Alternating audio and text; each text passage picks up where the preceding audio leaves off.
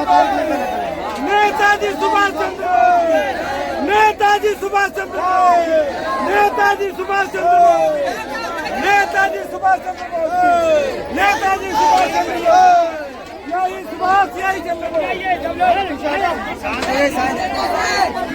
यही जय गुरुदेव यही सुभाष नेताजी सुभाष चंद्र बोस की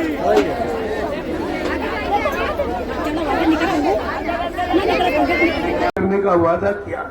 क्या 400 वर्ष निकल के जो कहते बाबा जी मर गए? अभी तो 126 वर्ष की मार्च 126 वर्ष की उम्र है आज की तारीख। अभी 400 वर्ष में कितना समय बाकी पड़ा?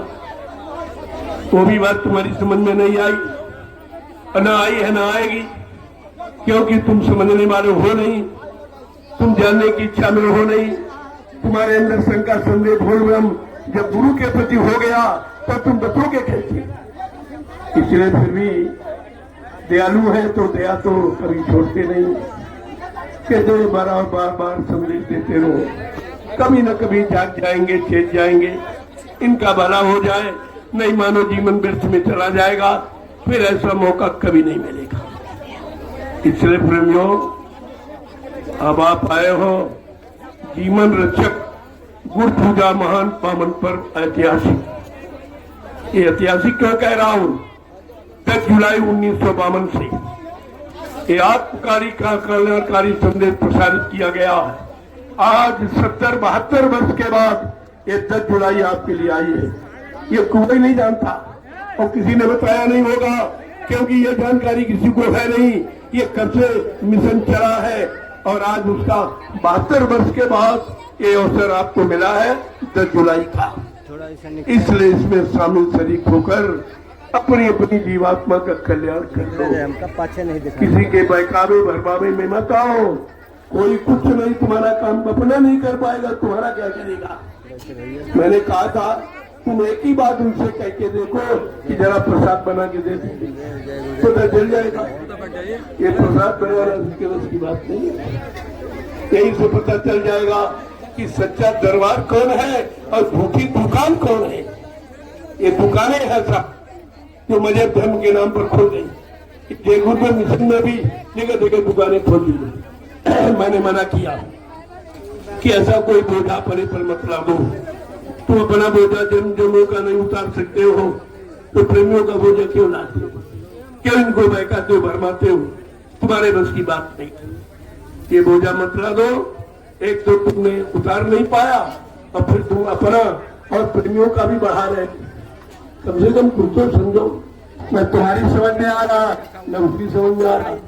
ये है काल के, क्या कहा गया था? काल बढ़ाई टेकने वाले, रहने वाले ये शांति नहीं दे सकते। इनके बस की शांति नहीं है। क्यों हल्ला करते हो? ये शांति भरा संदेश सुनिए,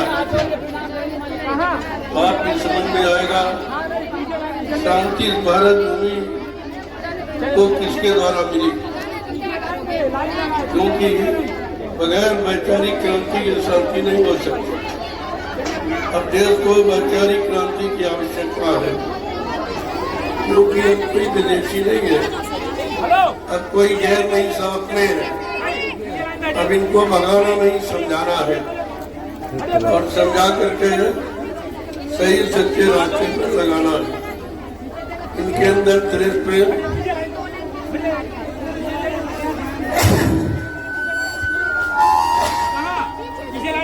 समाज प्रेम इनके अंदर भरना।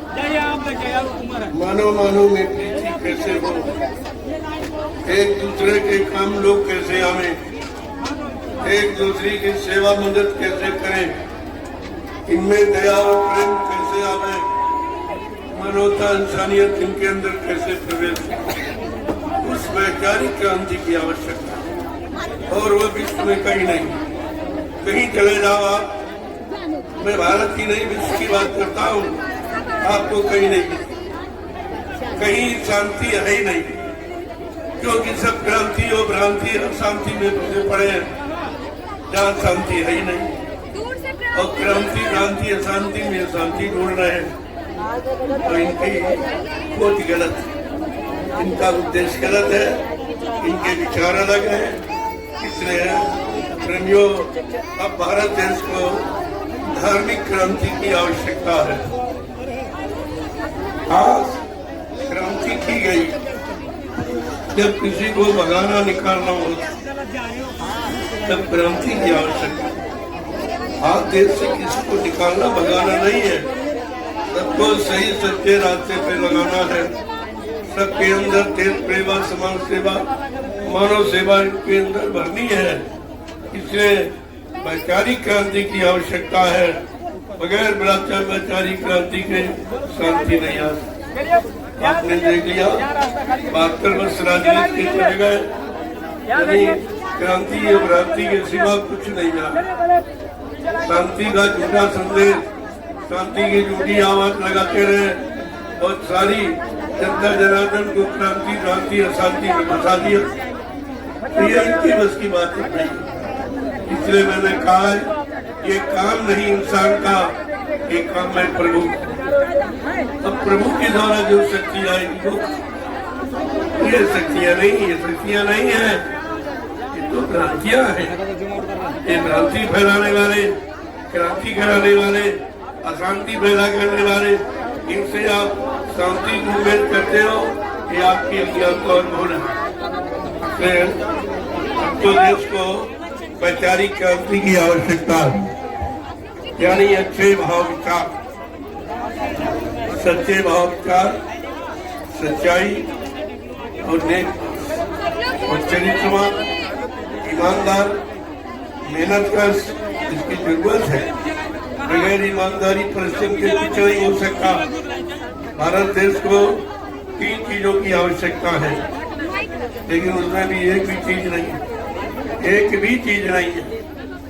उसको क्या चाहिए? श्रम चाहिए। तो श्रम तो खत्म हो गया, परिश्रम कोई करना नहीं चाह रहा।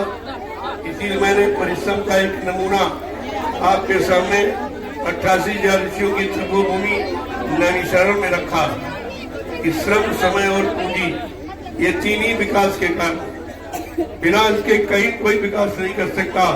और ये तुम्हारे यहाँ 3 चीजें खत्म हो, न कोई श्रम करना चाहता, न कोई पूंजी को सही जगह लगाना चाहता।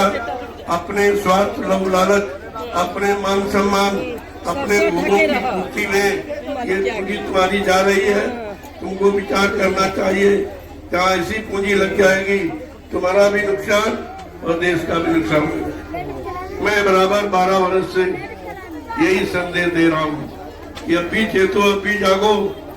ये मानव शरीर बार बार नहीं मिलेगा, अब की बार मिला है तो संत महापुरुषों की शरण में जाके मानव शरीर की महिमा को समझ लो, गौरव गरिमा को समझ लो।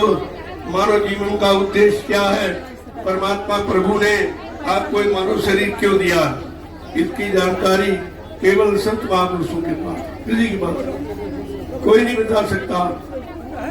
आज जिस समागम में आए हो, इतना बड़ा जनमत ये बियाबान जंगल में है, क्या हिंदुस्तान